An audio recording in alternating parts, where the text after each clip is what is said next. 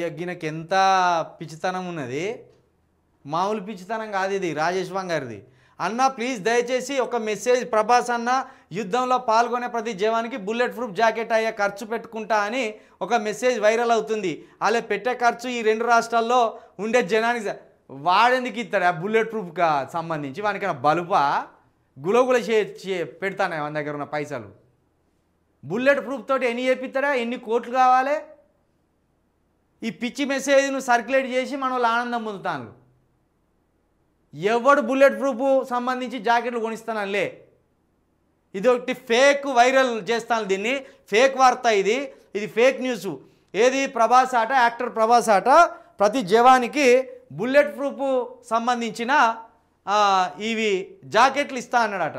అది ఒట్టి ఫేక్ వార్త.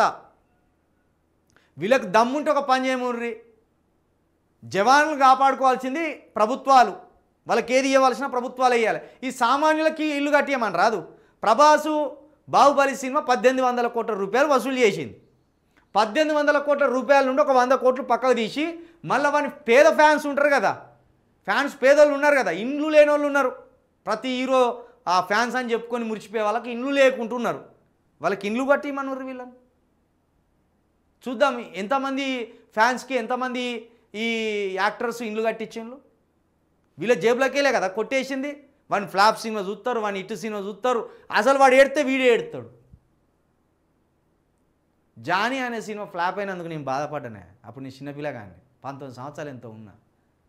తర్వాత 25 సంవత్సరాలు వచ్చినాక నాకే సిగ్గు అనిపించింది. వాని సినిమా ఫీల్ అయితే నేను ఎందుకు బాధపడ్డా అని.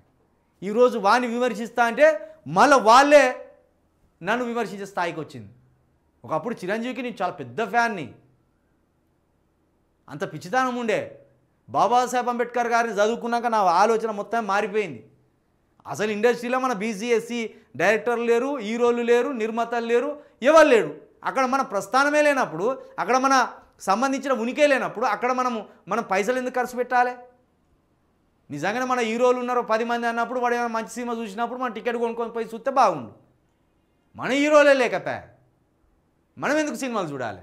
ఇదంతా ఒకటి ఫేక్ వార్త. ఈ ఫేక్ వార్తను ఎవడు ఫార్వర్డ్ చేయకండి. వానికి బాగా అంత ఉత్తముడా వాడు?